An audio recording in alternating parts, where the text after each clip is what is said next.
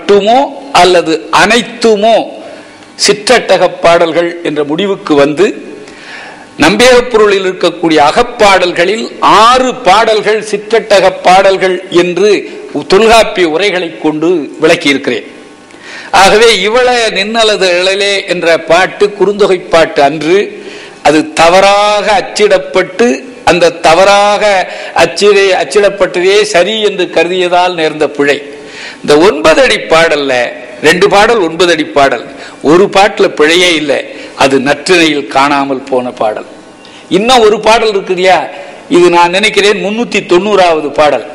உவரி ஒருத்தல் உழாது மடிய புவரி புழுங்கிய புயல் நீங்கு புறவில் கடிதிடி உருமின் பாம்பு பை அவிய இடியோடு மயங்கி இனிது வீழ்ந்தன்றே வீழ்ந்த மாமழை தழி என்று ஒரு பாடல் வருகிறது. இந்த பாடலில் நான் ஒரு பிழை கண்டேன். அதை எழுதினேன். மாராப்பா அவர்கள் கூட தம்முடைய நூலில் இப்படி ஞானசுந்தரம் கருதி இருக்கிறார் என்று எழுதியிருக்கிறார். இந்த பாட்டில் ஒரு பிழை இருக்கிறது. ஏடு எழுதுகிறவர்களால் எத்தனையோ பிழைகள் நேர்ந்திருக்கின்றன. திருவாசகத்தில் பிழை நேர்ந்திருக்கிறது,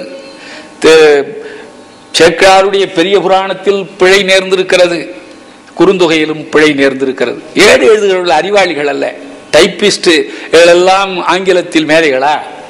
அது மாதிரிதான் இங்க என்ன எழுதியிருக்கிறான், கடிதிடி உருமின் பாம்பு பையவிய இடியோடு மயங்கி இனிது வீழ்ந்தன்றே என்று தொடர் வருகிறது. முதல்ல தான் இடிய சொல்லிவிட்டான, மறுபடியும் ஏன் இடிய சொல்றான்?